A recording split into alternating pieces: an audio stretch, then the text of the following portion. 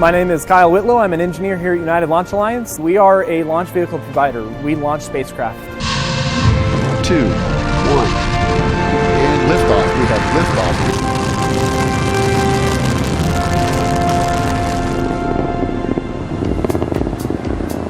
Additive manufacturing has an infinite number of applications and an extremely large potential that can be used here at ULA. We've really only touched the tip of the iceberg. This is the Fortis 900 MC. It's a fused deposition modeling machine.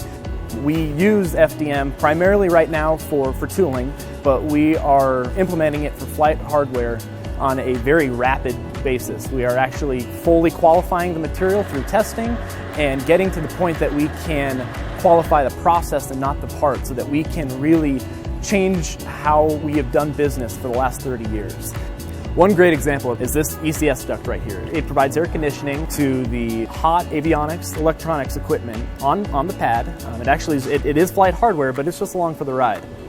This is our 5-meter Atlas V vehicle. The ECS duct that you just saw actually slips around the entire circumference of our 5-meter payload fairing. It separates with our payload fairing once the booster phase of flight is complete, and there are 16 components of the additive manufactured assembly that slip around the circumference of the payload fairing. In the traditional manufacturing method, there's over 140. This makes installation and assembly significantly easier. My name is Andrea Casillas. I'm a parts, materials, and process engineer at the United Launch Alliance. My job is I make sure that certain materials are acceptable in different applications on our launch vehicle, and also developing processes such that our parts and materials and everything are repeatable, so that every single time we have a perfect product.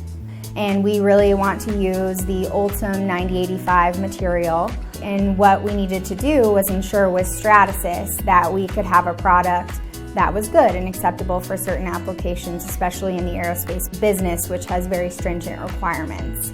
So what we did was we worked very closely with Stratasys, and they basically helped us to determine certain quality standards. And what they're doing is making sure that the product is, number one, acceptable for use, has the appropriate properties acceptable for flight application, and they're making sure that every single filament that we get, it's traceable all the way back to the raw material, which is a pellet. Additive manufacturing adds a whole different facet to the design process.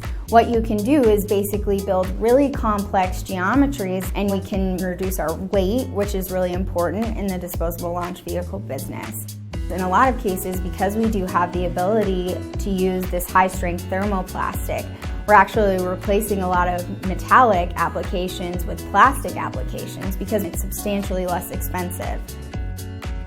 Innovations through additive manufacturing are really pushing ULA to be leaner, more cost-effective, more efficient, and enabling us to implement new innovative technologies into our design process and into our actual flight structures in a way that hasn't been done in the past.